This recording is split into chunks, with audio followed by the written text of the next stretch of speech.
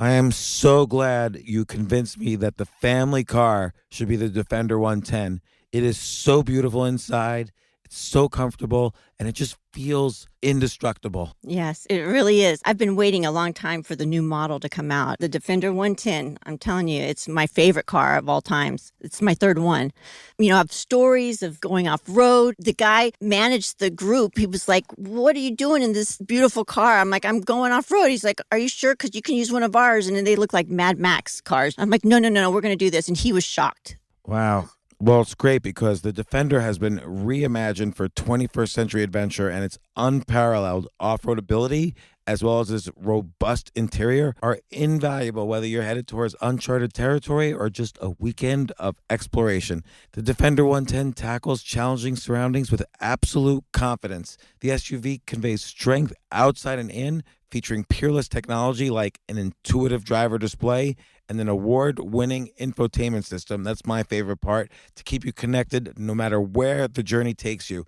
Adventure is unique to everyone, and so is the Defender. Choose from the two-door Defender 90, the four-door Defender 110, or the larger Defender 130 with the ability to seat up to 8 passengers. You'll find uncompromising performance in all three. So pack up and go even further with the Defender 110. Learn more at LandRoverUSA.com/Defender. These days, we're all investors, trying to be smart with our money despite our worst impulses. But at iShares, we believe that deep down inside of every investor is a better investor. One that's just waiting to be let out. Explore iShares ETFs and insights and let your best investor out. Visit iShares.com for more information. This isn't your average business podcast, and he's not your average host. This is the James Altucher Show. James Altucher, everyone. And Brian Keating. And Brian Keating. Former almost Nobel Prize winner, Brian Keating. Brian, now, is there a chance you could win the Nobel Prize in the future? Like, what are the chances? Actually, you know what's funny? That you're nominated for the Nobel Prize this year. Yeah. So I actually came into my office the other day, and if you're watching on YouTube, you'll see something that's strictly confidential. I got an invitation, James, to nominate the winners of the Nobel Prize for Physics in 2022. Who should we nominate? Let's figure it out right now. That would be great. Except, as you know from reading my book and blurbing my book and writing the foreword to my book with Nobel laureate, your co-laureate, Barry Barish, you have to have your nominations in by January 31st. And this just showed up on February 15th. So what you're saying is basically, is it a scam? Like they already picked it, or they just deliberately kind of invited you without inviting you? You think they think it was malicious intent? I think it could have been a slight. Although in my book, I talk, my first book, Losing the Nobel Prize, I talk about how when I actually got a hold of a Nobel Prize, when a Nobel Prize winner came to UCSD to give a lecture, Duncan Haldane, he brought his Nobel Prize with him. And in the book, I'm holding it, and I say the author with the last Nobel Prize he'll ever hold and the last nomination he'll ever do. So maybe it's a way for them to have, kind of plausible deniability that, oh no, we're not mad at Keating, and we're. We invited him. He could have picked his own. He had a choice, but he didn't. Right? He didn't pick somebody.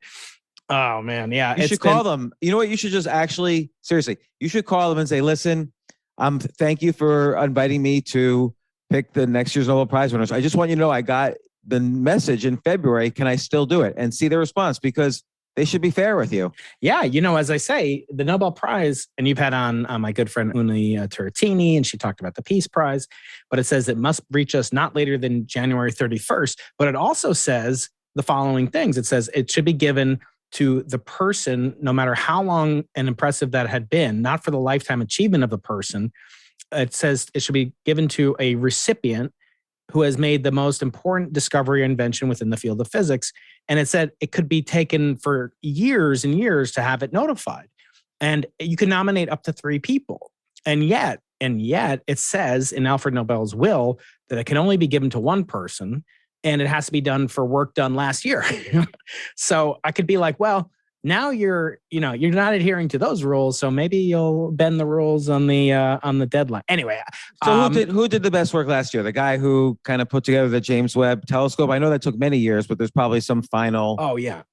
I mean, last year there were several breakthroughs that appeared in physics, none of which have been really confirmed yet, but all of which are interesting in their own way. Some of which have dissipated in just a few months since the actual discovery or announcement, and that happens a lot.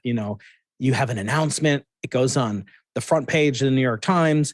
And then when it's not confirmed or disconfirmed or refuted, even it appears on page, B17 of the Saturday edition of, the newspaper, which is the least read edition of the newspaper. So a lot of times the public gets left with the false impression that the initial discovery still holds. In fact, some people, even physicists, will sometimes say, "Oh, you were, responsible for Bicep 2.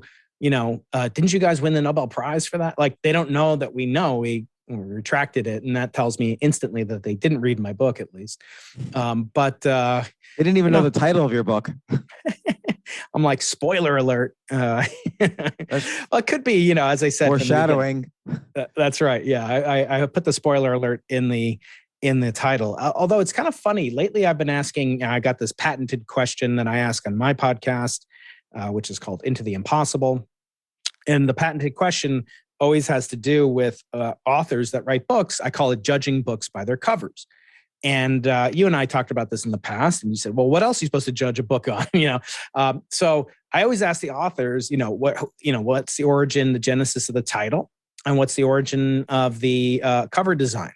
And I would say 90% of the time they say, I didn't have anything to do with it. It was my publisher's decision.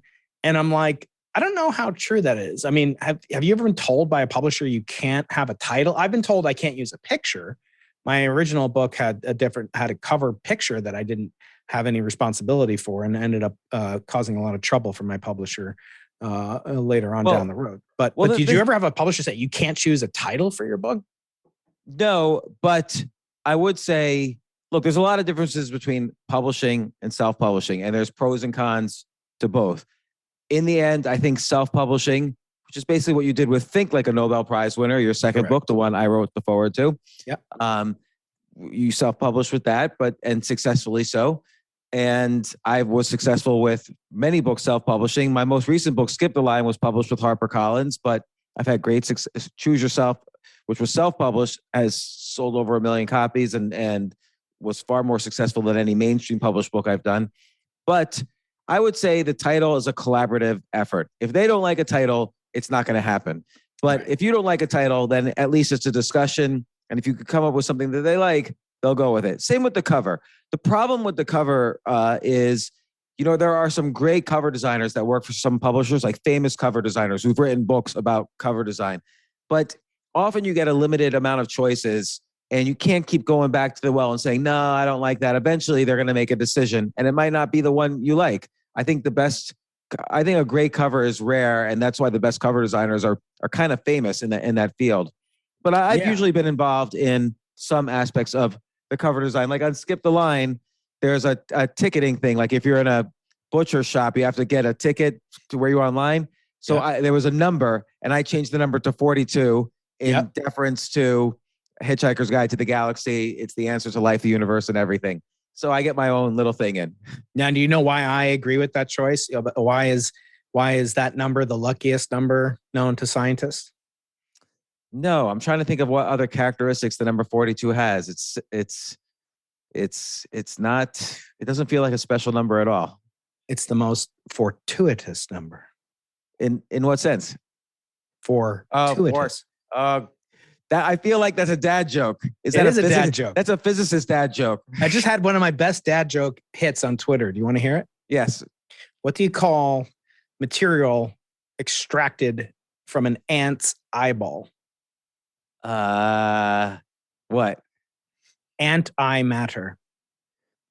Got it. Antimatter. Yeah. That was actually from my 9-year-old. He Did he made like up it? that joke. Did he like it? I like it. Yeah, he's got some good jokes. He's got some strong dad joke game. I mean, he said, "What's the strongest thing in the world?"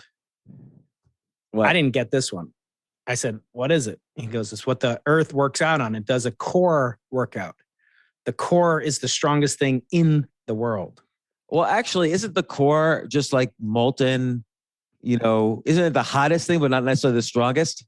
There's a solid core and there's a molten outer core. So yes, there are not necessarily the strongest, but it does have both solid and liquid composition, and that's in contradistinction, as you know, as an expert, of the moon. The moon doesn't really have an iron core; it doesn't have a magnetic field like the Earth does.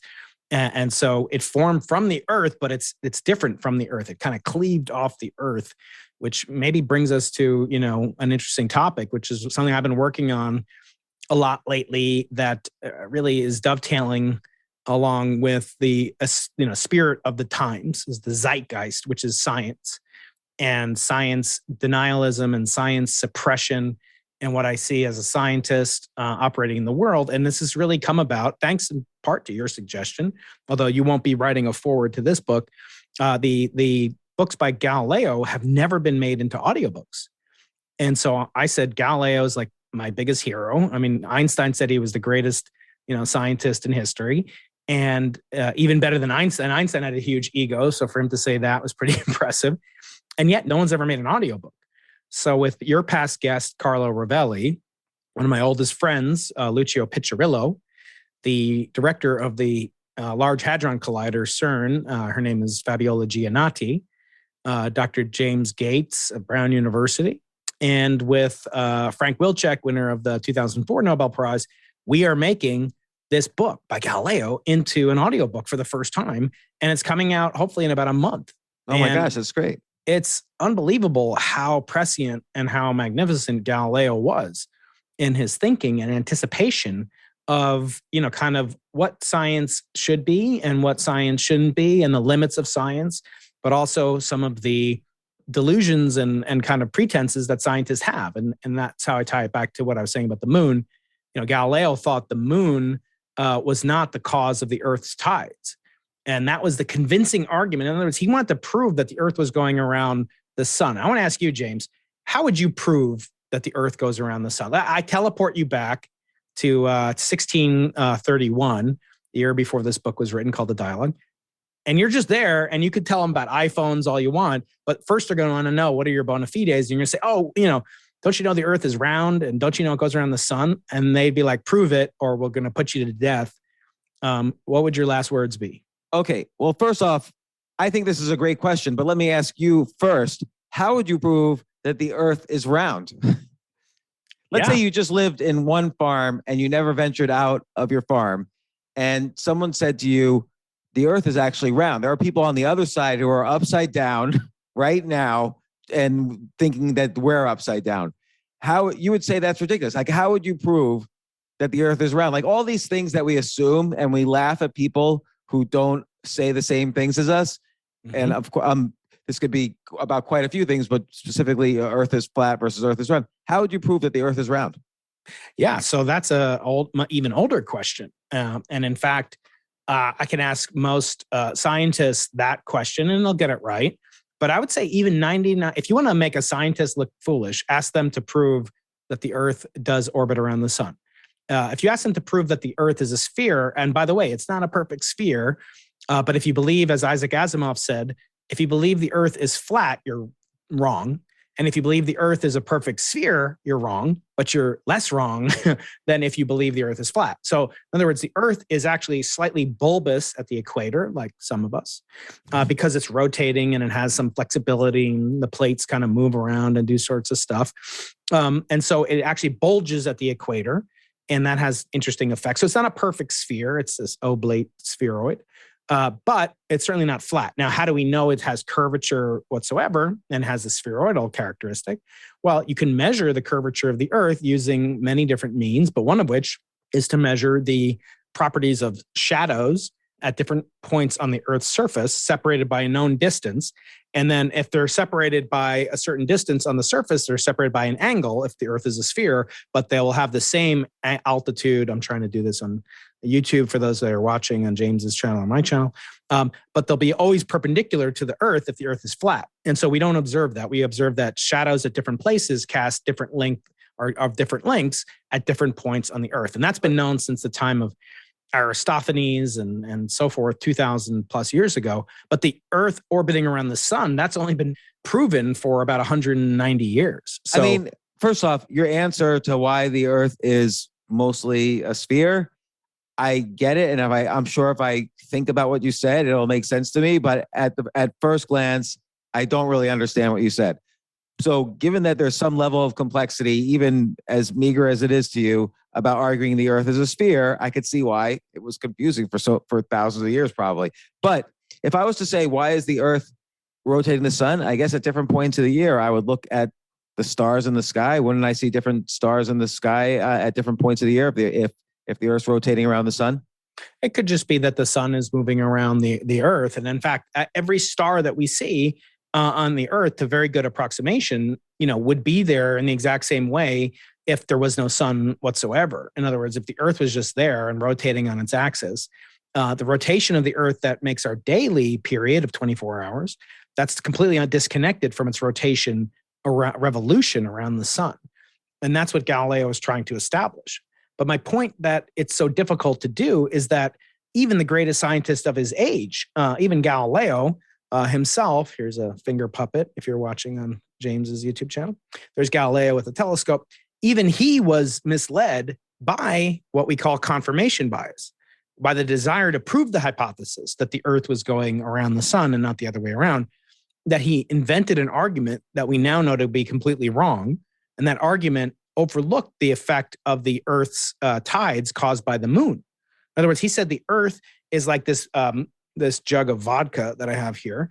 And as it rotates on its axis and orbits around the sun, the water sloshes around on the Earth's surface, and that's what we perceive as tides. But that's totally wrong. Given his work on gravity, wouldn't he assume that a large entity like the moon would have effect on the tides? Well, it wasn't exactly clear, because the calculus and kind of the promotion of these theories, but that came from people like Kepler and Copernicus, he was more kind of, I would say, more obsessed with his own hypothesis. He thought that was the most strong hypothesis, that the Earth was in motion and sloshing and revolving caused this tidal phenomenon. So he was so invested, so much cost sunk into this concept, hypothesis, that he did overlook the moon. No, he may have thought about the moon, but he actually didn't, he observed the moon for the first time with the telescope of any human being. And he used it to say that the moon has mountains. It's not a perfect crystalline sphere, but he didn't discuss its gravity. I mean, that really took Newton. That was the law of universal gravitation, that the same force that made the apple hit his head, apocryphally perhaps, in England during the bubonic plague, was the same force that kept the moon continually falling around the Earth. It happened to fall at just the same period that it orbits, and therefore it took exactly 1 month, 29 days approximately, to fall. And so it always was in continual free fall. And that was caused by gravity of a universal type, meaning it holds throughout the entire universe. First off, a couple of things. One is, people often say, oh, people are smarter now than they were 100 years ago, 500 years ago, 1,000 years ago, 20,000 years ago. And I actually think, so they assume that the trend of intelligence goes up over time, of global intelligence. I actually think the reverse happens. The fact that the frontier of science for Galileo was whether the Earth rotates around the sun and how do you prove this, whether he was right or wrong, the fact that he had to think about it, come up with ideas, try to prove it, he didn't have computers or textbooks to just give him the answers. He had to actually come up with the answers. That to me is more intelligence than I can explain to you why the Earth rotates around the sun because I read it in a textbook and it's common knowledge and blah, blah, blah. I feel like people then had to really think about things. And for us, the frontiers of innovation and science are so far advanced, it's very easy to be intellectually lazy and not really build your intelligence. It's very easy to stay within this massive comfort zone society has developed for itself. And I think that's why people don't understand what science denialism actually means in today's current age. And everybody accused everybody else of being, oh, you don't believe in science. I do. Nobody even knows what it means. So right. To that extent, I do think intelligence is not measured correctly. And if you're measuring it just by facts and what you know and so on. So anyway, that was an Yeah, I mean, it interjection. could be. I don't know if I think that they're smarter in the past. I would say that there was a lot more, kind of more to be discovered on one hand. I mean, that we didn't even know that, that neutrons existed less than 100 years ago. Well, let's look at 20,000 years ago. First off, there is some evidence that the human skull was bigger, but 20,000 years ago, you had to know every plant, animal, weed, other tribe that was in let's say a 5 or 10 mile radius of where your hunter-gatherer tribe was staying.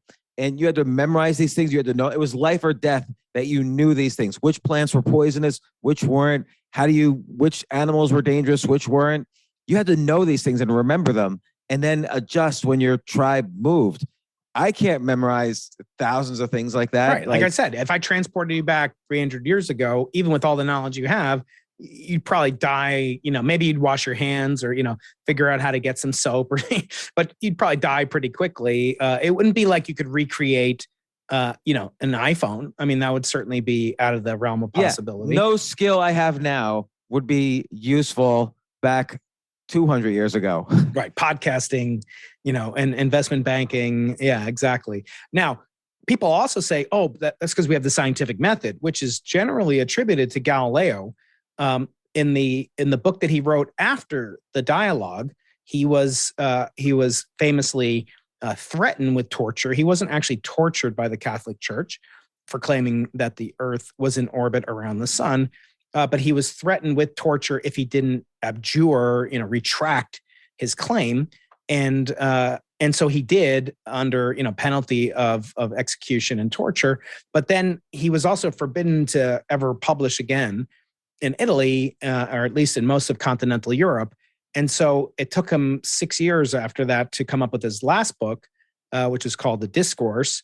And that's going to be my next project, hopefully after the dialogue comes out, an audiobook version of that, in which he kind of outlines the principles that we now call the scientific method, which, as you know, from co-authoring the foreword to the book, Into the Impossible, it has a very kind of non or ambiguous definition, I would say. People know the scientific. It's like, what you always say about pornography. I know it when I see it. And that is, there are elements that are part of the scientific method, but there's no one scientific method, nor does any scientist that I've ever met wake up in the morning and say, I've got a hypothesis and let me assemble some data. And then I'll take the data and I will subject it to certain comparisons. I will iterate. I will then do new experiments extrapolated from the implication. No, nobody does that.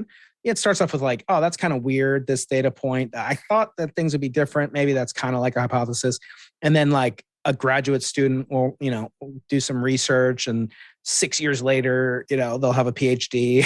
And it's nothing like, this clean cut thing that you learned in 9th grade biology. It just doesn't exist. Now, I'm all in favor of teaching it, because as you always say in chess, a bad plan is better than no plan. But although I've been reversing my opinion on that, but go ahead. How so? Yeah. I think sometimes you don't need to know like, oh, this huge complicated plan, like most positions in life are equal, and you just want to make a good move. What's a good next move? You don't need to have an overarching plan. You can make a good next move, which improves the position of your pieces, and see what your opponent does and respond to that. I think, it's interesting. The person who came up with the quote, it's better to have a bad plan than no plan at all. The person in chess who came up with the quote was a Russian grandmaster in the 1950s.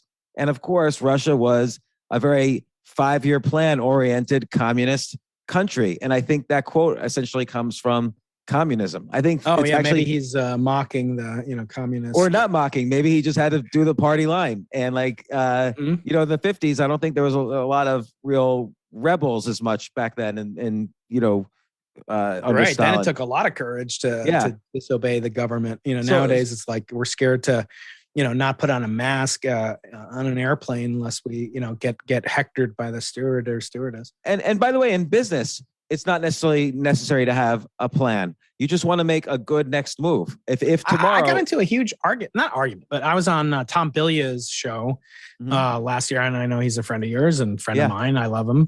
We opened this conversation, and it was just like, well, how does the scientific method a work. And I was like, well, first of all, there is no, I gave the spiel. There is no one scientific method. There's multiple versions. And he's like, well, I don't think that, because what I do is like the scientific method. I'm like, explain how that works. What do you mean exactly? And he was saying, well, in business, there has to be, some kind of plan. I can tell immediately if something's going to fail or not.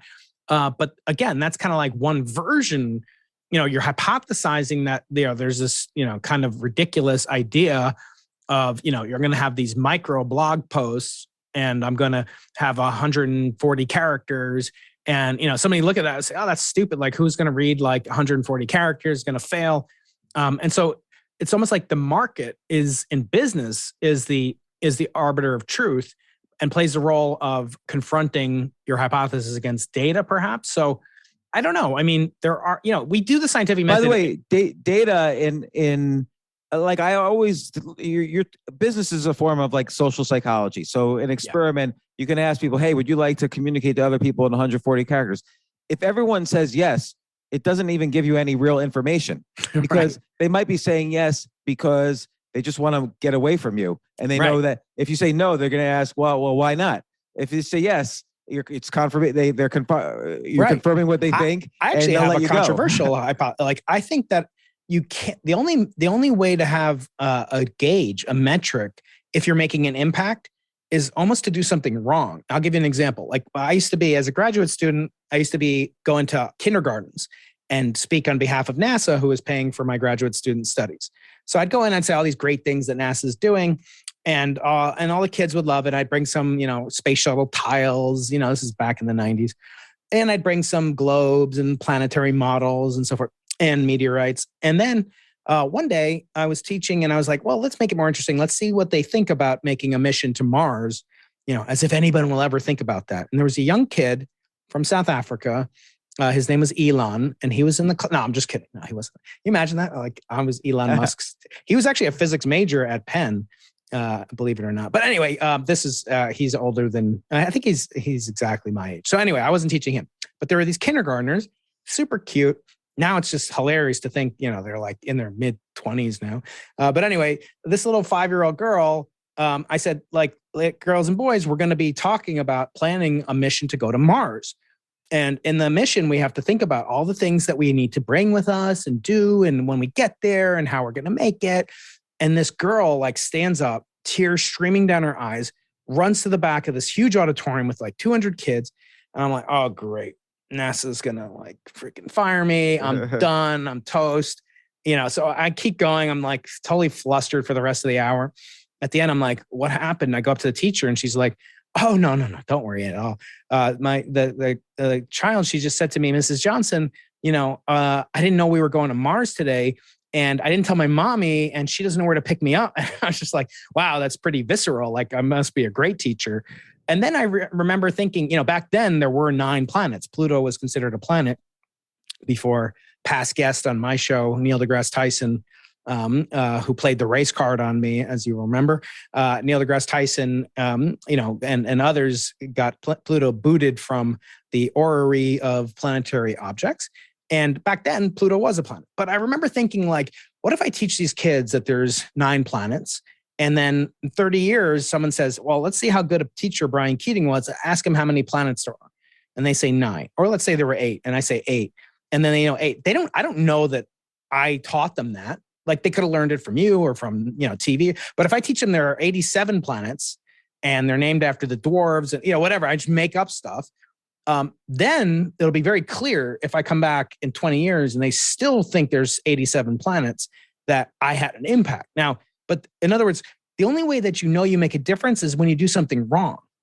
I don't know. That's a good point. Like for instance, when does YouTube and Twitter and Facebook, when did they get over the hump? Probably it's because something controversial happened on them. Like I can't think of examples, but it's sort of like when you offend someone with what you're doing, then know it's going to do pretty well. Like look, like Joe Rogan's an example. Like whether you like his show or not or whatever, or I know there was this recent controversy, but clearly, as other people have said, clearly he is getting more subscribers as a result of the controversy around his podcast. And now, totally. And I'm curious how you deal with this. Like sometimes people will say to me, James, you should take a stance on an issue and you'll get many more downloads and subscribers. Yeah. And I don't buy into that because I feel like, I don't really care about being one of a billion voices on arguing about some issue that's going to be irrelevant a year from now. I kind of always have been writing about and podcasting about things that are important to me, which is how can I improve? How can I be better at what I'm interested in? How can I be better at life?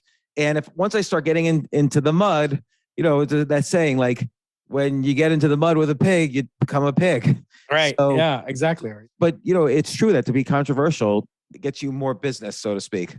Yeah. And it's, disproportionately asymmetric, that the more, kind of flamboyant and brazen you are. And there are people that are like masters of this. And, I saw Catherine was online and in the space. I hope she's still there. Maybe we offended her. She's very no, she's wonderful. But like I saw her, she was fighting with one of these physicists that I know through Twitter. And I'm like, why are you bothering with this guy? Like, he's far left. I think she's pretty centrist. And he was saying like how bad Musk is and how bad Rogan is. And she was like kind of defending him. And I was like, he's just like using your platform, to amplify his followership. He's like one of these verified guys, which, by the way, I'm like permanently, no matter what I do, I can change my pronouns. I can change, I could sell book, whatever. It doesn't matter. I'm always like, I'm never going to be verified on Twitter. So you're not verified on Twitter? No, I've given up hope for it. I don't know if it's, they must have something against me since I've been a 6-time guest on the James Altucher show. That's true. But I'm verified. Yeah, you are. Yeah. Well, the ex-CEO of Twitter verified me because he wrote the forward to Choose Yourself. That's right. That helped.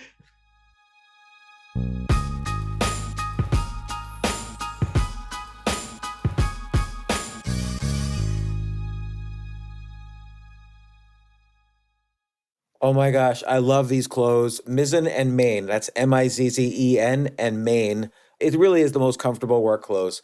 Travel clothes. I had to travel this whole week. I'm traveling for a week and a half, and I just took Mizzen and Main clothes with me. Close out 2023 in style with comfortable, breathable, packable, and machine washable pieces from Mizzen and Main.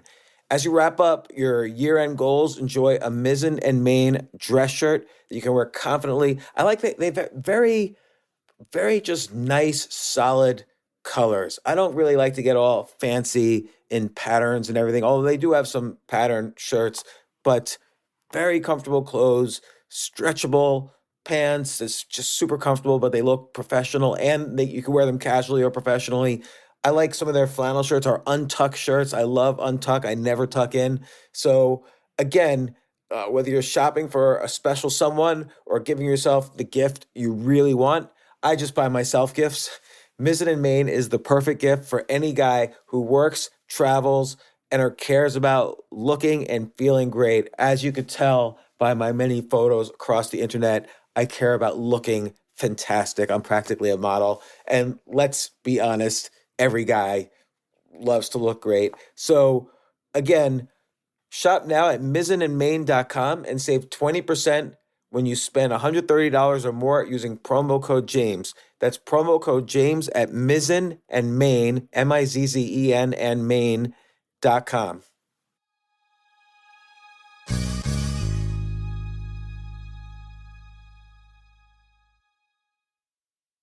You know what I love about fantasy sports is that even though I'm not going to be a great basketball player or a baseball player or a football player or whatever, I feel like I get to participate and make decisions and use my knowledge of these different leagues or these different sports to compete.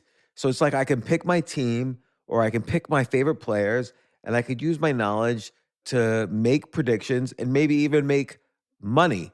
So with the basketball season here, you can now pick combo projections across football and basketball from the Specials League on Prize Picks. This is a league created specifically for combo projections that include two or more players from different sports or leagues. Want to play alongside some of Prize Picks' favorite players like rapper Meek Mill and comedian Andrew Schultz, who's also been a guest on this podcast, and I've been a guest on his? You can now find community plays under the promos tab of the app to view entries for some of the biggest names in the Prize Picks community each week. Look, Prize Picks even offers a reboot policy so that your entries stay in play even if one of your players gets injured. For football and basketball games, if you have a player who exits the game in the first half and does not return in the second, that player is rebooted.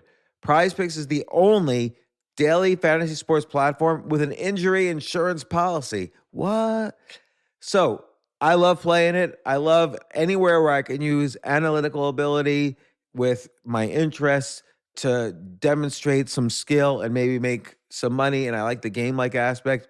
I do wish they had chess as a category on prizepicks.com, but I'll settle for what they've got. Maybe I should make my own fantasy chess league. But in any case, I love PrizePicks. Go to prizepicks.com/James. Use code James for a first deposit match up to $100. That's the easiest $100 you're ever going to make. So that's prizepicks.com/James and use code James. Daily fantasy sports made easy.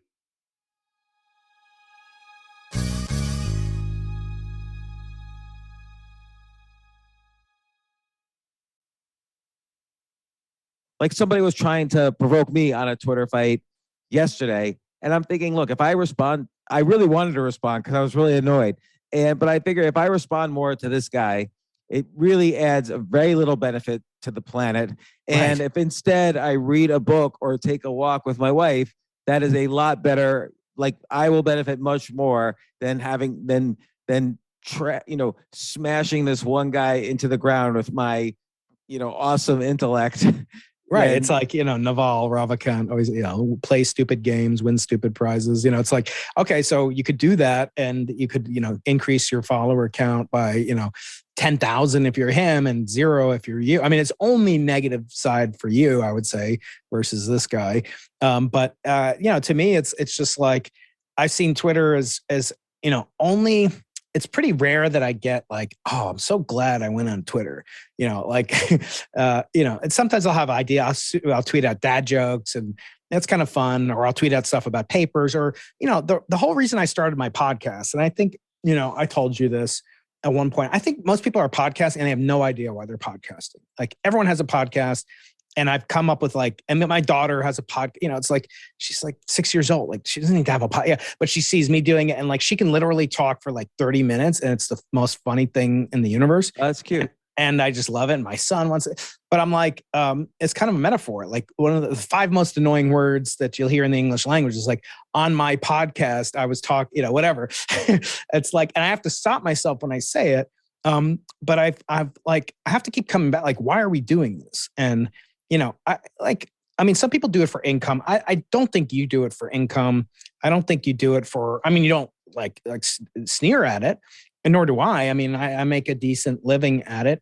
But I put, every penny back into the production and hiring team members and so forth. But, for me, I've had a clear mission that I want to get to a certain number of followers and listeners because of the metrics that the publishing industry, tells us that, what percentage of people listening to a podcast do you think actually buy a book? You had on Tony Robbins and Peter Diamandis yesterday or the day before. What fraction are going to buy their book? It depends on the podcast because I have a very big book reading audience. Yeah, I always I'm saying have. your podcast. Yeah, I think I do too. But I think a successful podcast, let's say you have 100,000 people listen to a podcast. I think it would be great if somewhere between 2 and 5% of them bought the book because of your podcast. That would be a home run. Yep. Yeah, 100%. And I think it takes 10,000 copies to make a New York Times bestseller.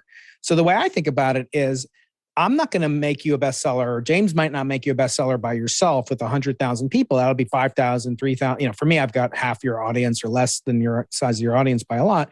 But let's say 1,000 people listen to my podcast or buy a book based on they're not going to be a bestseller because of me, but they have to hustle their own book, right? As Truman Capote said. So why not let them go on 9 other podcasts and then they could be a bestseller. So in other words, I wanted to promote mostly, people thinking about the future, STEM, science, technology, engineering, and math, people that are wonderful teachers. Very rarely I'll have on, someone in politics. I like to keep it kind of a safe zone. And then get into, kind of big ideas. And for that reason, I want to promote those authors so that they become bestsellers if that's important to them. And I think the podcast is nowadays, it is the only vehicle. You're not going to get, science authors going on Colbert or something. So I think it's probably the best vehicle for that. And, that's kind of my mission for doing it. But I mean, I would say like most of the other podcasters I listen to, like they just want to have growth and have, more followers and subscribers. It's like, they don't have a strategy. And I don't know what to make of that. Why would you do something like, how many things do you do in life where you have no plan? And getting back to what we were talking about a few minutes ago. Well, I think and some things probably you do need a plan for, some things you don't. But, also a podcast should change over time. I've been doing this now over 8 years. I've been doing this podcast. And, I'm sick of authors sometimes. Like I've talked to 1,200 authors of books, and, most people say the same thing. You got to sleep 8 hours. And don't eat sugar. And, and then it varies a little after that. But the cold plunge with Tony. Oh, yeah, cold plunge. But I want to tell more stories on the podcast. I think that initially, I started off getting listeners or readers because I was writing my own personal stories. Yeah. And people enjoyed that. I want to do more of that. And so I'm kind of veering back towards that with the podcast, or I will be, just because there's only so many, like, first off, self-help and self-help business is just boring. Like that's just done. After that, okay, I'm interested about losing the Nobel Prize. I'm interested in people who have stories. Yeah. And then after that, but a lot of people who have great stories don't write books. So I'm trying to get Jay over here to find me a good prostitute to interview or someone like that. Oh, I've got a wonderful person. So if you look up Ava Lovia on Twitter, she might even be listening. Maybe I can ping her into the room. But you need to meet her. She's a friend of mine. I've been on her podcast. And what happened was over the summer, she followed me, and she's got 500,000 followers or something like that, and a blue check mark, which is very delightful. I'm sure. I can only assume. And, she invited me to come on her podcast. And I was like, well, let me look at her. And she's obviously attractive. I can't say that she's not attractive. And I looked up like all the podcasts that she had done. She sent me a link to it. And this was in June, and was like, I'd love to have you on podcast. So I looked her up, and she's got like a pinned tweet, and it's with Tom Bilyeu, who I hadn't met at the time. And I was very interested in meeting, who I did meet through a friend named Danny Miranda, who followed me after you and I did our last live Twitter space back in June of last year. So it's all these mysterious kind of mixed up events, right? So Eva follows me. I see that she has had Tom Bilyeu on. I'm like, oh, this is great. She's I'd love to get to know her. And so I wrote her back. I'm like, Eva, it's great to meet you. Love to be on the show. It seems like you're doing wonderful things. I've got daughters myself. It seems like, it's so rare that women are getting into the podcasting game. I'd love it if my daughters someday did it. Little did I know that someday they would, at least one of them. And so I wrote her back. She invited me on. And then July 4th comes along, and I'm scrolling through my Twitter feed, and I see Eva Lovia, and then she's in this very revealing red, white, and blue bikini. I'm like, this is interesting, So let me do a little bit more research. It turns out she is an adult film star, and she's got this massive following on Instagram, like 3 million followers, and she's a brilliant person. But I was like, did I just tell like a porn actress that I want my daughters to turn out like her? But anyway, she would be not. And by the way, I'm not comparing pornography and prostitution. Please don't assume that. But you did mention that she is an amazing person. She's been. She talks about her career, and she still is working in that field. She has her own podcast. You should definitely get her on the show. Yeah, see, stuff like that is interesting to me, as opposed to somebody who's just gone from success to success. I mean, I know everybody's had the hard times, but I feel like I've had really hard times and have lived to tell the tale. Yeah. And I want to hear about other people who have been like, at kind of the fringes of this comfort zone we call modern society. And I think that's interesting to me, whether it's, in this case, like a sexual comfort zone or a political one or a depressed one or financial one, whatever. And, it's interesting because I think part of the way you achieve peak performance is by dissecting the ways in which you've lost. It's like what you said, you have to do something wrong. When we do something right, we're all geniuses. But when we do something wrong, it's someone else's fault, or or, the skies were red that day, like something bad happened. I was just unlucky. And so it's important to really, we have an aversion to really looking at the times when we lose, whether it's a game or life or financial or investing or whatever. And it's hard to dissect those. So a podcast could be a safe space to listen to two people dissecting that, or one person dissecting that. And, we could learn from others' mistakes as well as our own. Yeah, absolutely. And I do feel like it is kind of the last almost wild frontier. And again, you were kind of early to the trend, but it's sort of, and you see this with the Rogan thing too, that people are saying, well, podcasts are kind of unregulated and, there's no centralized authority and Rick Rogan can say whatever he wants and it's disinformation. And then now he's beholden to Spotify and, that's a little bit different. But for like you or me, like we don't have these networks or whatever. We do our stuff, at the behest of Big J. That's about it. Jay runs the podcasting media inside and outside of secretly. Yes, that's right. He's always pulling those strings, those Malaysians.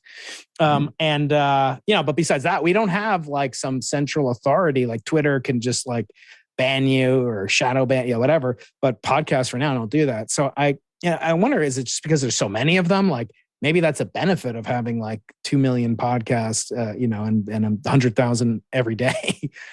Yeah, like it's still kind of a Wild West atmosphere. It is, but you're right. There's 2 million of them now. There's not like 300. Like when I started, there was probably less than 1,000, and now there are over 2 million podcasts. The average podcast episode among those 2 million gets like 10 downloads. I can't wait to get to that level. If I can get to that level someday, I will. Right, so. You can always hope. But I think you always have to be innovating and switching up what you do. For instance, I know there's infinite things to talk about with physics, and that's not what your podcast is about. But imagine if your podcast was just about physics. There's only so much you could talk about there, like before you even get tired of the topic. And, eventually you switch around to things that interest you. And that might cause you to lose followers or lose listeners or whatever. But as long as you're true to what you want to talk about, I think that's the best you could do. And then your audience finds you. It's not like you try to build your audience. By the way, though, you've done a really phenomenal job of getting out there, going on other people's podcasts, doing things to build your audience. You're not afraid to ask people to help you. I often am afraid of that. Like I don't really like, I feel uncomfortable doing that, but I always admire how you'll reach out to me and say, hey, can you introduce me to so-and-so? And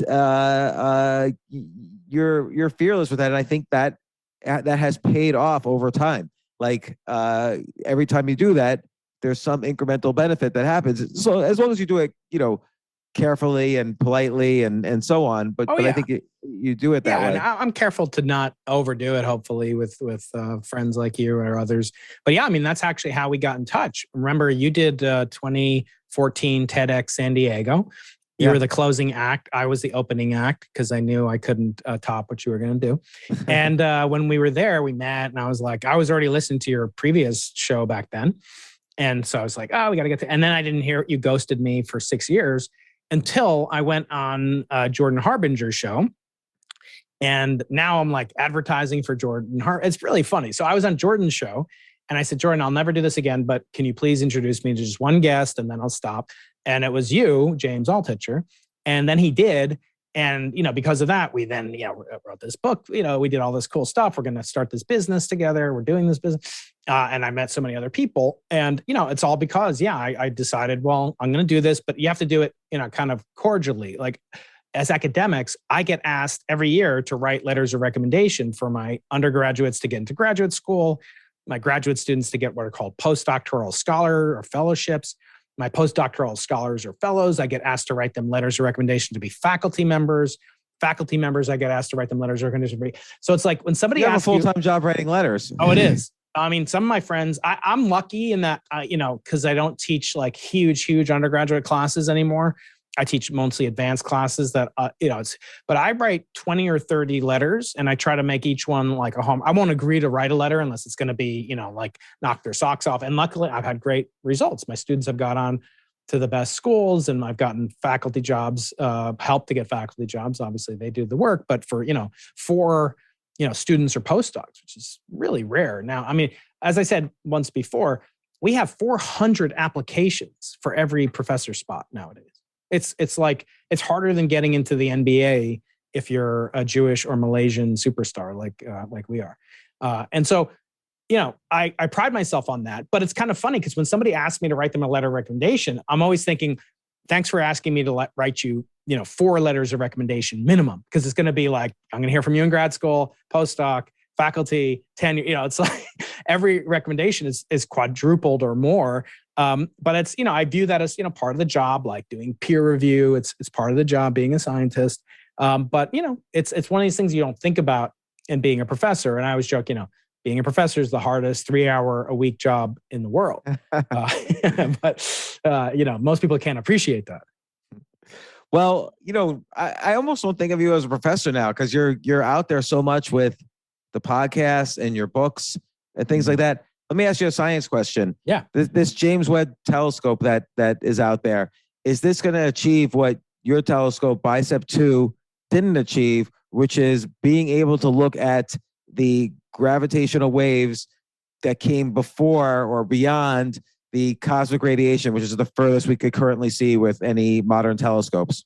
Yeah, that's a very good question. So no, it won't do that. It's not designed to do that. It's designed to do very similar work to the Hubble Space Telescope, much more advanced. It's 30 years younger in some ways than Hubble, but it doesn't have the capability to see the effects of microwaves and radiation from the early universe and the Big Bang. But what it can do that Hubble can't do is see the light from the first stars in the universe. So which we can't do with BICEP or the Simons Observatory. So it will see what's called infrared radiation, and that infrared radiation is the telltale imprimatur of the ignition, nuclear fusion reaction of a star, not today, but at high redshift. So what is redshift? The universe expands and light gets shifted from shorter wavelengths to have longer wavelengths. And therefore it goes from bluer light, which is the young stars that were first formed in the very early universe, 400 million years after the Big Bang. So it's much later in some sense than BICEP 2 could see had we not been, stymied by cosmic dust. But it's much older light than what Hubble sees. Hubble sees things that are a few billion years old. Webb will see things that are 13 billion years old. And so just like the sound of a ambulance siren gets red shifted, if you will, Doppler shifted, it starts off high when it's coming towards you, goes low when it's moving away from you. Light does the same thing, gets Doppler shifted by the expansion of the universe. So that means if you just had an optical telescope that saw visible light like our eyes could see, the light from these first stars would be completely invisible to you or to Hubble because it would be out of the wavelength range of sensitivity. Just like we can't see infrared light on Earth, we can feel it because the chemical bonds in our hand, for example, is about the same scale as the wavelength of infrared light. So the sun puts out infrared light or heat, and we can feel it, but we can't see it. And so for these reasons, the Webb telescope will do things that Hubble didn't do, but it won't do things that BICEP could do. It will see the cosmic background radiation, but it won't see beyond it. No, it won't see the cosmic radiation. So when are we going to finally see the Big Bang? I'm waiting for season 2 of the creation of the universe. I know. I want you to get this, letter from the Nobel Swedish Royal Academy of Sciences addressed to Dr. James Altucher and asking you to nominate. Say finally that Keating guy. I need an honorary doctorate first. Maybe UCSD should a doctorate in podcasting. That's right. Well, we got openings. There's 400 to 1 chance you'll get in. I mean, thank God I achieved my Twitter doctorate in both epidemiology and law. Otherwise, I wouldn't be able to understand all the people on Twitter. What about geopolitical strategy with Russia invading the Ukraine that you opine on so frequently? I know I do have. Good that you got that global policy. Yeah, my Twitter degree in that is that's okay. I'm a doctor, lawyer, politician on Twitter. So we need to build better and better telescopes. So it could be in the microwave telescope. So we need to build BICEP that can see both the heat from the Big Bang, the radiation, the microwaves from the Big Bang, and also see dust. And so they're looking to build that. It's called BICEP Array. And then we and my team members are building the Simons Observatory in Chile, BICEP's at the South Pole in Antarctica, and the Simons Observatories in the high Atacama Desert of the Andes Mountains in Chile. So we're scheduled to start taking data next year. BICEP is already taking some data. They're a little bit ahead of us in some ways. And we have different technology. But the key thing that we have to do in science is get confirmation. So with BICEP, we made an announcement. We saw the Big Bang, but it couldn't be confirmed. Therefore, we lost the Nobel Prize. But if it can be confirmed by both BICEP and the Simons Observatory, then it'll be a much stronger case that the actual signal is real and we did witness the origin of the universe. Now, it could be, though, James, that there was no origin of the universe that produced these waves of gravity that could be, in principle, detectable by these instruments, because the universe could have not underwent this incredibly violent birth process of a singularity, of this kind of black hole in reverse, like a white hole explosive origin, rather than sucking everything in, spewing everything out. But it may not have begun like that. It may have been somewhat completely different, as we've talked about in our series, season 1, how the universe got started. We do need a second season. There's been some updates to that. But to answer the original question, no, Webb is going to be like, think of Webb as like a super Hubble telescope for infrared light. I actually don't think it will have the visceral. I mean, this is kind of an unpopular opinion, and it doesn't get me invited to many Nobel Prize ceremonies. But I don't think the Hubble, by the way, the Webb telescope, it cost $10 billion just to build. And that's equivalent, or maybe slightly more, than the Large Hadron Collider. And it's probably, it's very complicated. It was very difficult to assemble it in space, kind of like putting origami together 1 million miles beyond the Earth, like 4 times the distance of the moon. Unlike Hubble, which was 250 miles, not 250,000 miles or 1 million miles. So it's a technical tour de force, but still, it kind of ate the budget of the entire space agency for doing astrophysics. And that comes with some risks. And one of those risks, I think, is that if the public doesn't perceive these visceral kind of images because they come from infrared light, not from visible light, it's kind of like, I don't expect the BICEP images or to have like this visceral impact of, the pillars of creation and all these different, images that are the Hubble Deep Field, all these, iconic classic images. I don't expect my work to do that. And I worry that maybe the NASA scientists kind of sold it a little too hard, that it's going to be, as visceral, and maybe it will be, but I think it'll be scientifically as interesting, if not more interesting. Another thing I can look for is a signature of life on exoplanets, on planets outside the solar system. So it could actually see if there's like water on planets like 20 light years away, 200 light years away? Water is actually not a what's called a biosignature, a signature of life. Water is extremely abundant. It's made of two atoms, hydrogen, which is the most abundant element in the entire universe, and oxygen, which is like the 4th or 5th most abundant element in the universe. For those reasons, it's not particularly uncommon to find, nor does it require life to produce it. Oxygen, on the other hand, pure oxygen, molecular oxygen, or carbon dioxide, those are a little bit more sophisticated in terms of their capacity to be assembled, and therefore may need a living organism to produce. And so it's going to look for those Methane is a good example. Methane, it's very hard to produce it naturally. It's very abundant in living systems, as we know. You being a farmer now in on Twitter, Georgia, and the metaverse. You and Tucker doing your doomer optimistic prepping.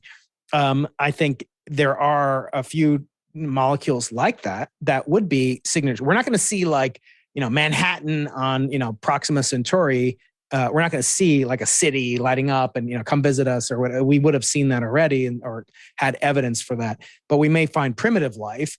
To which I often ask this question. I'll ask you, like, what do you think will happen, James, the next day? I talked to Lex Friedman. I was on his podcast in January, and he's kind of like this, really, just so energizing, so full of love of life and literally of life in the universe. And he's had on Elon multiple times, and he's just so enthusiastic and childlike in a good way. And I was like, I don't think anything will happen the next day. But I want to ask you, what do you like tomorrow? The James Webb Telescope's done, or 6 months from now when it observes life on another planet. What happens next? Well, I agree with you, but here's the reason. How many life forms are there in on the Earth? There's like 1 trillion life forms on Earth. And so when we say life on another planet, we're kind of assuming, hey, we could just make a phone call to these people, and once there's a translator, like in the movie Arrival, we'll be able to talk to them. But it doesn't really work like that. Like, if there's life on another planet, the odds are extremely small. It's more likely they'll be like an ant or something that we have no capability. We just say, oh yeah, that's life. All right, cool. And then we move on. Like, it's not going to be that interesting. Well, yeah, I mean, I think that's certainly true that there's a higher probability of simple life rather than complex life. It's funny, people make these kind of logical errors all the time. And as a scientist, it's fun to kind of notice them. Like, my kids get a kick out of this. Like, we go to a restaurant or something, and the waiter comes and says to you, we have like apple pie and we have blueberry pie. What would you like? And then, and I say, let's say you choose the apple pie. And then a minute later, the waiter comes back and says, oh, actually, we have cherry pie too. And then I say, like, oh, in that case, I'll have the blueberry pie. And like what? Like, he didn't give you any information that you didn't have. Like, you didn't update. No, but that's like the Marilyn Vos savant problem. But go ahead. That's a yeah, exactly right. The prisoners or the Monty Hall problem. Yeah, right. Which it's funny because like 99% of the questions that she's allegedly the smartest human who's ever lived with an IQ of 226, makes Einstein look like a total putz. And they always ask her things like, what's the speed of light? It's like, have you heard of Google? Like, Google's got a higher IQ than Marilyn Vos savant. Right. But anyway, so there's another one where it's like, if I tell you, James, I saw this bumper sticker, and it said Bernie Sanders for president, and it said like book lover on it, and whatever. And I say, like, what are the odds, James, that the driver of that car is a Democrat? And you say, like, pretty high. And then what if I said that, and then I say, like, what are the odds that that person's a Democrat and a librarian and like owns a small bookstore? Like, and a lot of people say, oh, the odds are higher than it just being a Democrat. Like, she's a Democrat, probably you could say, like, she has a Bernie Sanders sticker. Oh, she might not be, but then the book lover but that's actually much lower. Like, every condition you add to a conditional statement reduces the odds. But like, so many people do that. And I think it's certainly true that life in the universe, like, people think, as you say, life's going to be like this communicative, technologically advanced, benevolent, and I'm just like, we have about 10 trillion life forms down at the beach in San Diego. Like, you don't seem very interested in those, like pumping a lot of sewage into the ocean and like doing like, we have all this known life. But even more than that, the announcement of discovery of extraterrestrial life has already happened, and it's been peer reviewed, and it hasn't been retracted. In 1996. There was an announcement made on the White House lawn, and you can see this in the movie Contact with Jodie Foster. You can see the actual press conference with Bill Clinton saying, "This is a wonderful day, and we've discovered, this, what it means." Very good, Bill Clinton. Yeah, it is pretty good. Impression. Yeah, that's pretty good. You should hear my my Joe Biden impression. But anyway, looking back into that period in history, that was never confirmed nor refuted, really. So in other words, 30 years almost have gone by, and the reaction hasn't been any different on Earth. Like, well, what did they discover? I don't even remember that.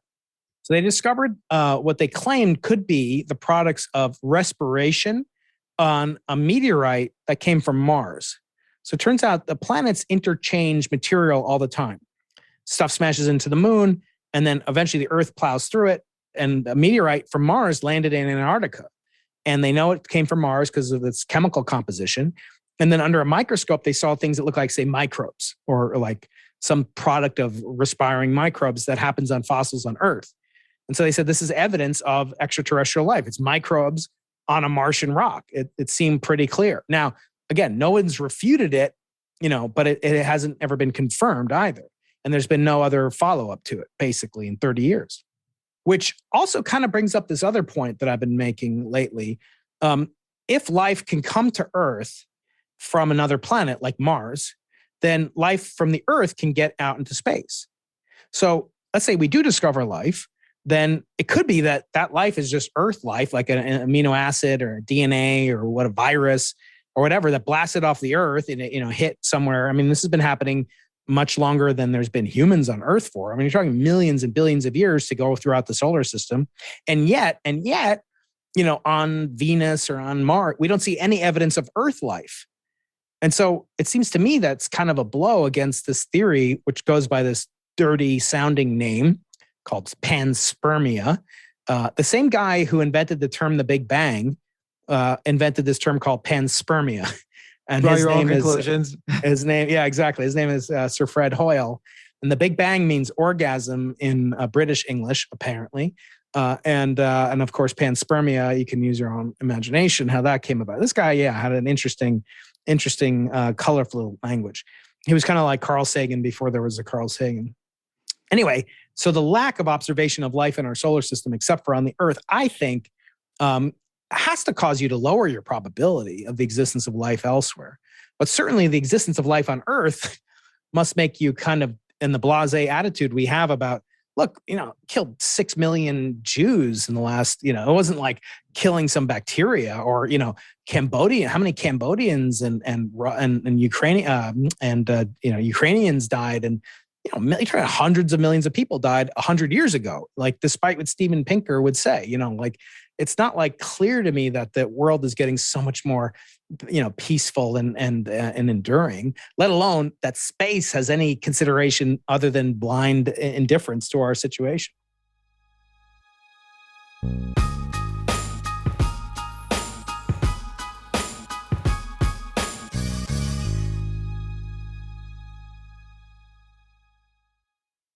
The future of learning is definitely online. Like, it's such BS that you have to spend $200,000 or take $200,000 in loans and go to some fancy school when it's useless. It doesn't guarantee you a job. Most employers, including me, do not care about degrees or grades or anything like that. We want to care that you love what you're doing, that you know what you're doing, in some cases that you have experience or that you're willing to learn. But people in general love learning and are curious. Like, the key to success is curiosity. And I think masterclass.com is the perfect model for online learning. I'm really happy they're sponsoring this episode. If you're going to give a gift, give the gift of learning. Masterclass makes a meaningful gift this season for you and anyone on your list, because both of you can learn from the best to become your best, from leadership to effective communication to cooking. Let me tell you some of the classes I've taken. I've taken comedy from Steve Martin. I mean, can you believe I can take a class from Steve Martin on comedy, or Judd Apatow, my favorite comedy director? I could take an actual class from him on writing. Wolfgang Puck on cooking. Dan Brown on writing, or Judy Bloom, who's been on this podcast, on writing. By the way, Wolfgang Puck also has been on this podcast. It's such a pleasure. I try to take classes all the time from masterclass.com.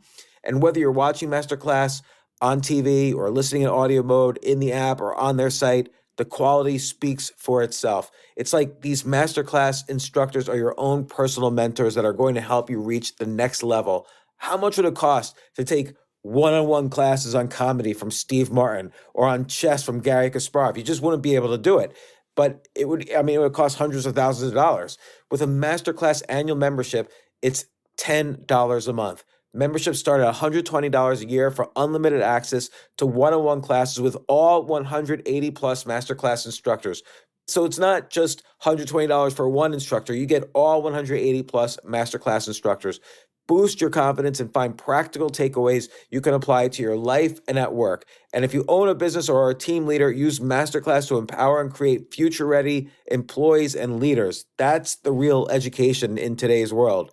So this holiday season, you can give one annual membership and get one free at masterclass.com/JAS. JAS, of course, stands for the James Altucher Show. So right now you can get two memberships for the price of one at masterclass.com/JAS. Masterclass.com/JAS. Offer terms apply.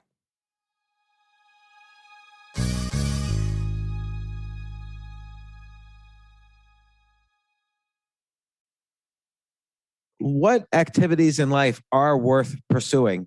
So, for instance, there are professional tennis players who spend the majority of their youth and young adulthood and up to the age of 40 just playing tennis. Yes. And sure, it's a great game. It's fun to watch, and it's fun to watch the limits of physical performance. And you spend your life pursuing physics, which, like you say, maybe it does satisfy our curiosity, and it's an insane curiosity about, meaning in an insanely big way about how the universe was created and what's it made of and all this stuff.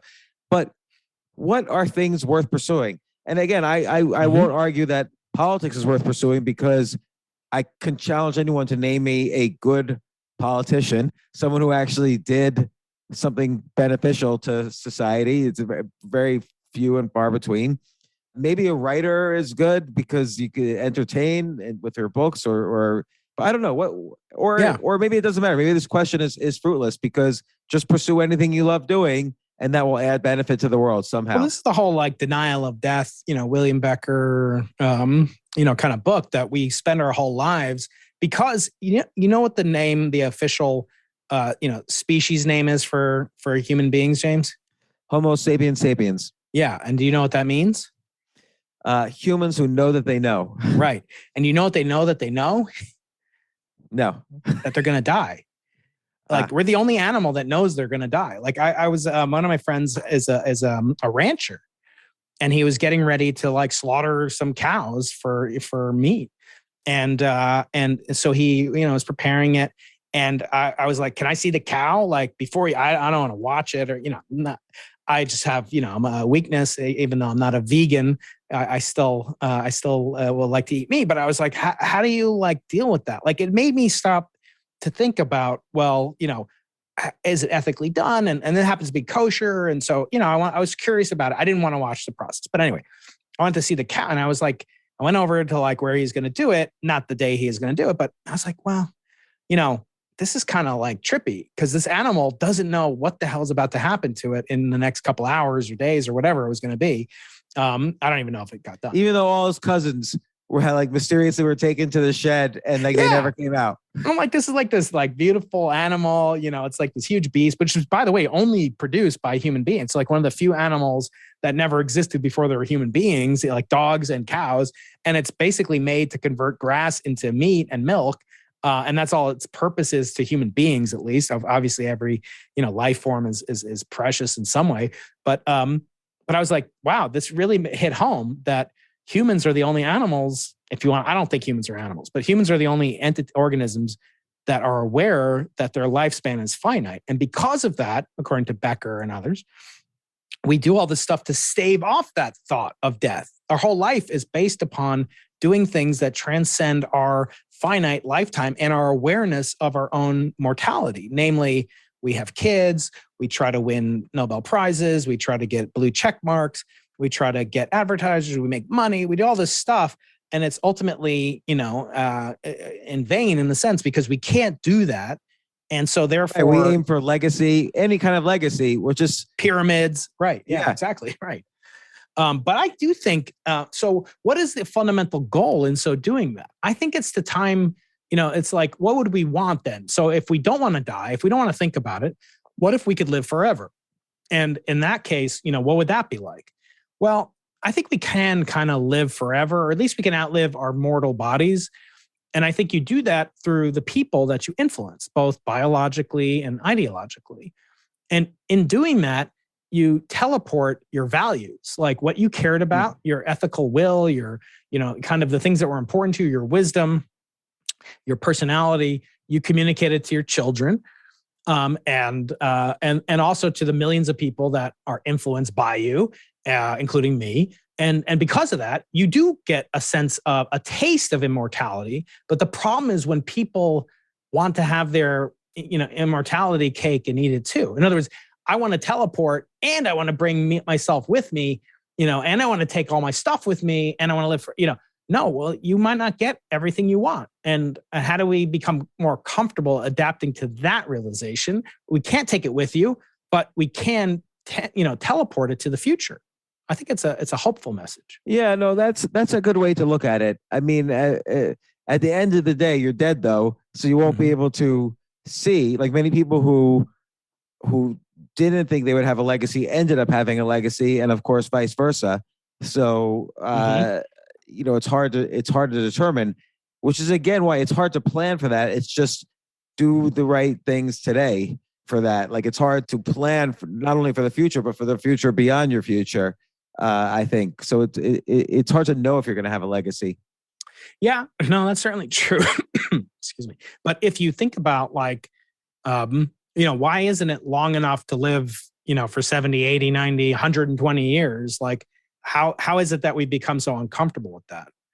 And we have the Tony Robbins and the Peter Diamondises, and they want to extend life to infinity or whatever, health span to infinity. I think that there's another kind of psychological compunction that must be at work there, because it's almost like saying, why, if you knew you're going to live forever, there's a bunch of stuff you'd put on, like I wouldn't go to the DMV, ever again. All right, so they're going to, send me a ticket, or I'm not going to go sit in some stupid line, for eternity. But on the other hand, having this awareness that life is finite means you do certain things. I've heard all sorts of statistics. People are putting off all sorts of life things. Thanks to the pandemic, people are having these huge changes. Like you have. I mean, you made some radical changes that if I asked you, 2 years ago to the day, it's February 18th, 2020. Would you have said like you'll be in Georgia after spending a year in Florida? You'll be like your comedy club won't be, part of your life. You won't be in New York. You will have written, a much beloved article by folks like Jerry Seinfeld about the demise of. I mean, you couldn't have predicted it at all. And all this stuff is happening. I mean, 2 years ago today, I was touring around the Netherlands doing stand-up comedy with Tony Wood. So yeah, you're right. I mean, that's just it. That's why planning is difficult. Nobody would have been able to answer like let's say you were applying for a job in December 2019. Yeah. And the boss says, "Hey, where do you see yourself in 5 years?" No one would have said, "Well, I'll probably be wearing a mask and have been and I've got an IV vaccine attached to me now." And I'll work from home and I'm not even going to be at your job. Yeah, exactly. Right. No one would have said any of that. And I won't get on a plane, unless you put a gun to my head. Yeah, exactly. No, it's been, I think it's clarified a lot of things. It's been this accelerant, it's really sped up. It's been an accelerant. Divorces have happened. Like everything that would have happened in 10 years happened in 2 years. Businesses closed, divorces happened, people moved, politicians got elected or not elected. And this would have happened eventually, but it happened more quickly. Inventions were created. Look, the technology on vaccines and biotech has drastically accelerated in the past couple of years, probably more than any other industry. Yeah. You wouldn't have gotten that face tattoo that you did, that you have to cover up with your beard. Face tattoo, right. Because I figured I'd never be outside again. Who cares? That's right. The mask will cover up. Yeah. Do they wear masks in Georgia? No. Yeah. Well, you know what kids do? Kids wear masks more than adults, I think. I mean, just in general, you don't have to wear masks, but kids wear masks more than adults. Have you developed more of because I think it's safe to say in some ways you're very extroverted, like when you're on stage and stuff. But I think fundamentally you're introverted. You prefer one-on-one or and even your podcast is very intimate, even though a million people are listening to it. But have you changed at all in that? Has the urgency of life or said hey, maybe I should. Not just, I got to spend more time with my wife and kids, but anything fundamental that you've realized, I like people, I don't like people, have you had any revelations? I don't know if you can say, read my shirt. This virus, all right, read it for people that are just listening now, James. Yeah, when I can't read it because when this virus is over, you got to talk because I can't see it when I'm talking. When this virus is over, I still want some of you to stay away from me. I've become more look, before the pandemic, I was performing up to 10 times a week, 6 or 7 nights a week doing stand-up comedy around the city, or I was traveling to do it. And I was really obsessed with it. And now I'm really not. I enjoy watching comedy, and I'm glad I did that for 6 years and developed a skill that I never could have imagined I would have developed. But I am so much happier it's not like I avoid people. I like having friends and going out and doing things, but I really don't like it that much. Mm-hmm. I like being indoors and just doing my thing. I switched from stand-up comedy to obsessively, for instance, playing chess. I'm going to play in a chess tournament tomorrow, and that's a very solitary kind of thing. So that's in person? Yeah. I've been playing for the first time in 25 years, I've been playing in over-the-board tournaments. And it's very interesting doing something that you took a 25-year break from. So something I was very good at that I took a 25-year break from, and the world is different. Like the whole way this happens in that world is different. So it's very interesting. But I'm playing in the Georgia State Senior Championship. If you're over 50, you're considered a senior. Oh my God. Maybe by the end of the weekend, I'm aiming for, maybe I'll be the Georgia State Senior Champion. So we'll see. Wow. Yeah, that's kind of surprising how young that is. That's crazy because I know. I have friends who are like younger than me who consider themselves old men. And I'm like, I don't feel like an old man. Like you're not old men. I turned 50 this year and I felt like, there's almost no difference except, people, I tell them that they're like, you can't be. I was like, no, I know James Altucher's wife, Robin, and she was a cosmetologist. And, yes, true. She is a coiffeur extraordinaire. Do you remember the show Sanford and Son with Red Fox? Mm-hmm. Yeah, of course. So Red Fox was 53 in that show. No way. Wow. Yeah. Like, I think people just look younger now. Like, he looked like an 80-year-old man in that show. Oh, here's a you know how old Homer Simpson is perpetually? How old? 38. I think he's 38. Well, and they're in like their 31st or 32nd season. I know. It's like he's really 60 something, right? Yeah. So do you have any more books or things coming on down the pipeline? We have our business. We can talk about that. We don't want anyone to steal our idea. No, I'm just kidding. But what about books or other, kind of spin-off cool things besides the chess? I've been writing about for years how when I was really down and out and depressed and broke and whatever, that I started writing 10 ideas a day on a waiter's pad, like just like this. I'll hold it up for YouTube, waiter's pad. And almost every day since I started writing about this, like 10 years ago, somebody writes to me or tweets or whatever, hey, do you have an app or a website where I can write down 10 ideas? What brand of waiter's pad do you use? People ask that too. Like, where do I get cheap waiter's pads? But people always ask me, do you have a website or an app that I could keep track of my 10 ideas a day? And so I just made a website where you could write your 10 ideas a day. You can make it public or private. It's all searchable. But then everybody else's ideas that are public, you could search through them and see them. And then also you could do status updates, all the things you could do on Twitter. Plus you could keep track of your idea lists. So I made this website. Yeah, it's going to be, I'll tell you where it's going to be. It's not there yet. We might do website. Yeah. We might do a beta release in a couple of weeks. Great. It's notepad.com, but without an A. So notepd.com. Oh, it's like Twitter without an E at the end. Yeah. So, and we'll see if people, everyone says they want to, and it's a huge help to me. For 20 years now, I've been writing 10 ideas a day. Every time I ask you if you're when you're in a bad mood, I'm like, are you doing it? And you're like, no. Yeah, it's true. If I don't do it, I feel it. Like if I don't make it a regular part of my practice, I feel down, because you have to keep that creativity muscle, that possibility muscle exercised. And now that this notepad.com we're about to launch, at least for me, it'll hold me accountable, because I'm going to want to make sure I have the longest streak of doing it every day of anyone out there. So it's going to be like gamification of it. Yeah. And I'm trying to think of more ways to gamify. Like, obviously I want people to use it, but I'm not really thinking of it necessarily as a business. It's just a website we wanted to make and have a lot of people use and help people. And again, people have been asking for this. So we'll see if, it's an interesting thing. If people, it's like what we were talking about before with surveys.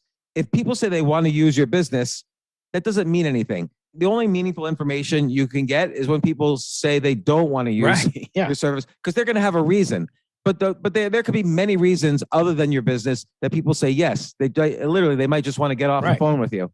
Yeah, it's like a book. People are like, oh, one of the best ways to market your book is just give it away. I'm like, no, because most people are just going to like throw it away or not read it.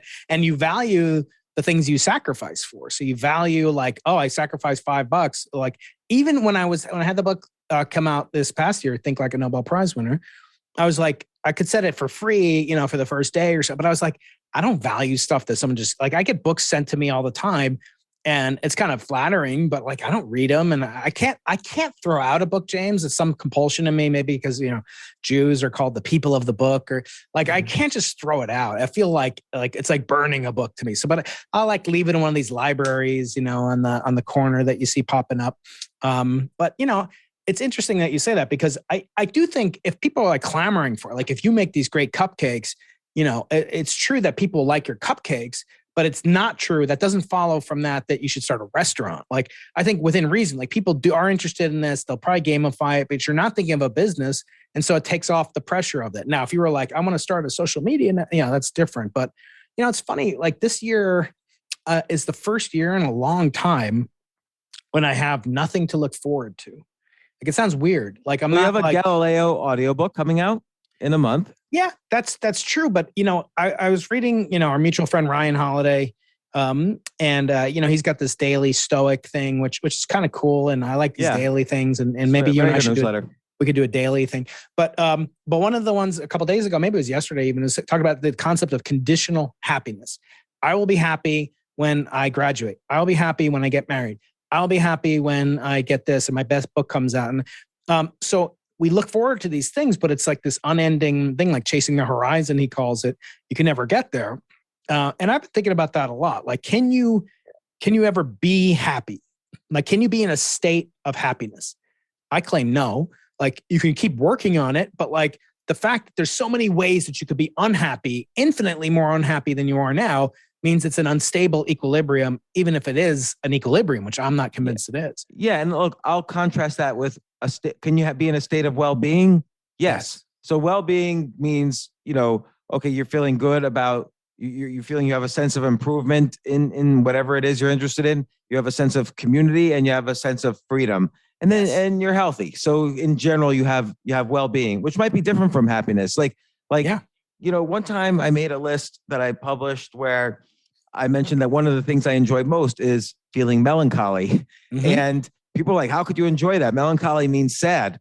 And I'm like, no, it doesn't really mean sad. I have maybe a bittersweet memory towards something. And happiness is not necessarily the goal, but well-being could be a reasonable goal for the day. But that's like a daily thing. It's not like tomorrow I'll have well-being.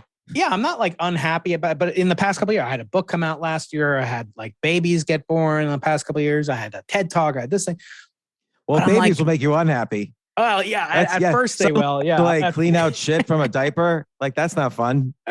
Get no sleep for like at least 2 years and get into unending, arguments with your beloved wife.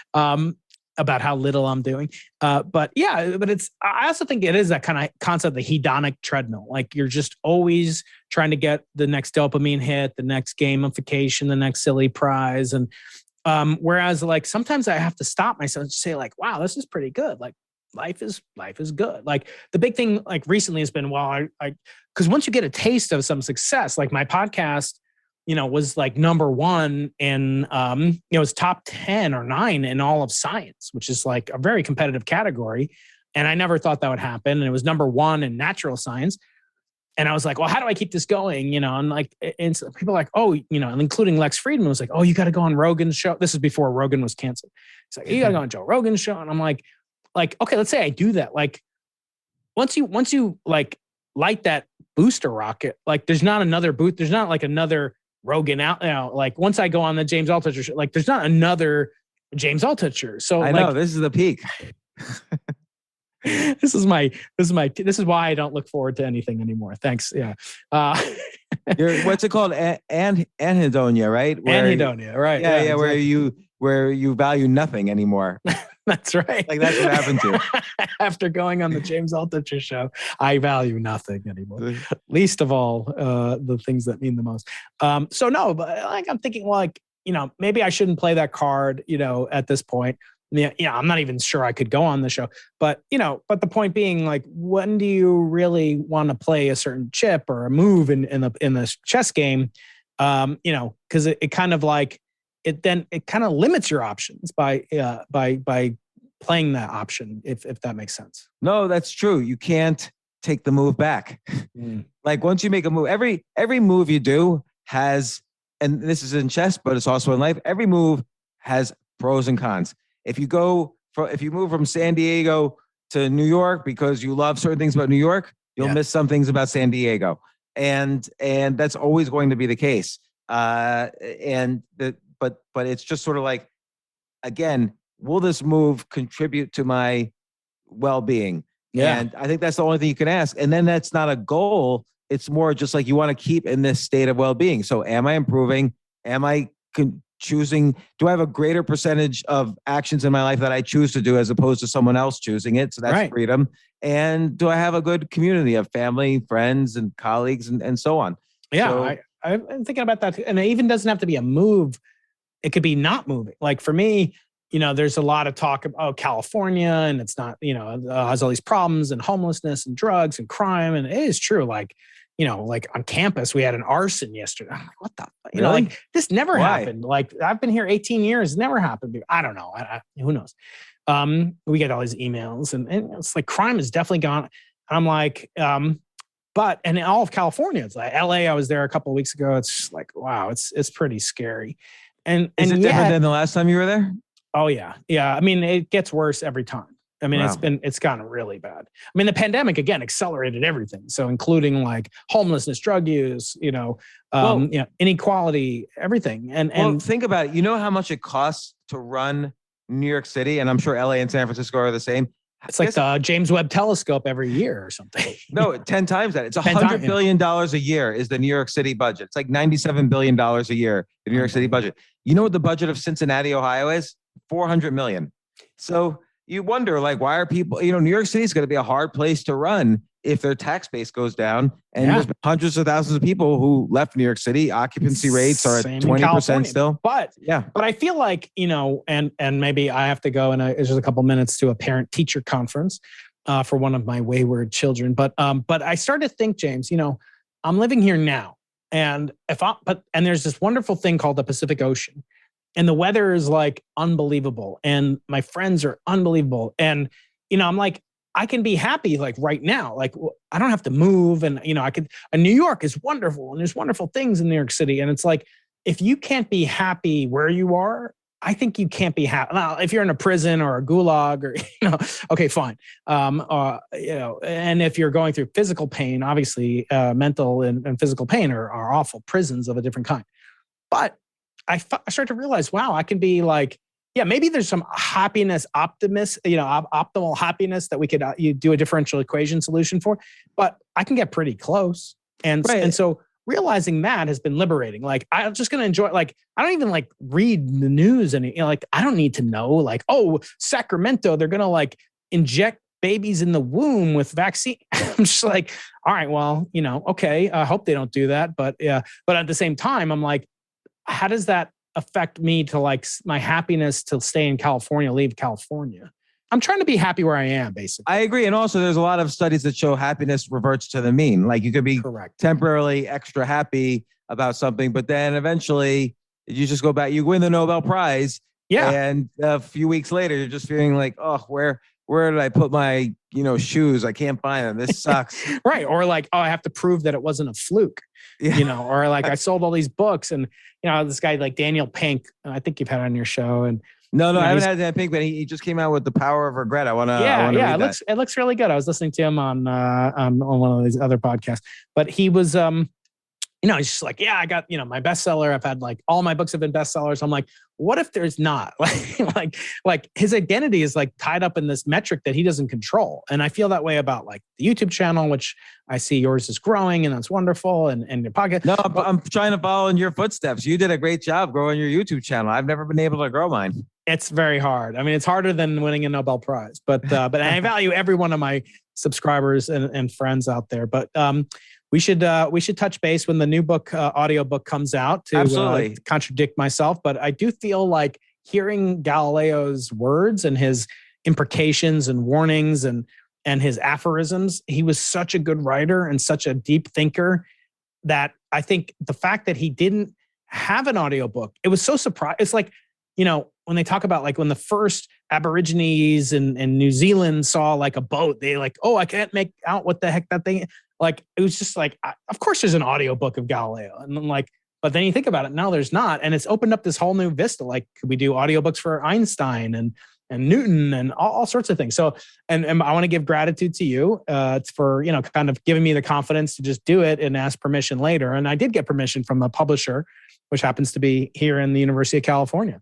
Oh, really? That's great. I mean, I can't wait to talk about it. And I mean, I do think Galileo is one of two. Let's say there's two people who are the smartest people who have ever lived.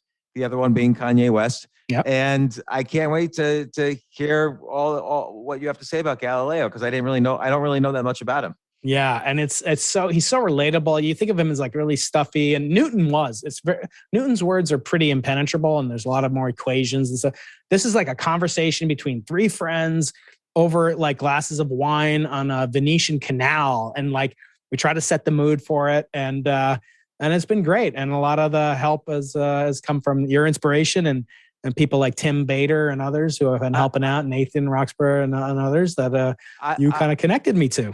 I will make sure this is the first audiobook I ever. I have not even listened to my own audiobooks, even when they were only published as audiobooks. And so I think you'll like it, although it's 23 hours long. So at 1x speed. So you need to have like a short and sweet version of it. Well, that's what I'm going to do. So the hub and spoke model patented by James Altucher in 2014 suggests what's the next thing I should do after the book comes out or when the book comes out. Yeah. No, What I'm asking you, what's the next spoke? I would write articles in as many publications as you possibly can. That's one. What's another one? What are we doing right now? Well, definitely you go on a lot of podcasts. But what else? Spin-off podcast. Yeah. Or Think like Galileo. Podcast. Think like Galileo is my next podcast. Yeah, and then I'm trying to think. Like, first off, I'd go on Quora and answer any question. Like, if I go to Quora right now and I search on Galileo, I would be surprised if there isn't like a ton of stuff that comes up, even though I've never even thought of searching on it before. Yeah, there's like hundreds of questions. How did Galileo prove that the Earth is spherical? Yeah, why is Galileo considered the father of modern science? So these are well followed questions. Like, I would answer questions on Quora. That's a great idea. Write for like Inc. or Entrepreneur or Forbes, like, what Galileo can teach us about business. Like, I would hit like things and publications or podcasts in different fields, like yoga, business, sports. What can we? How you can be better at golf? I'm going to do that. Business psychology. He actually invented the Dunning-Kruger effect concept. These are all great. Yeah, I like the Quora idea. I've never gone on there, so I'll do an AMA.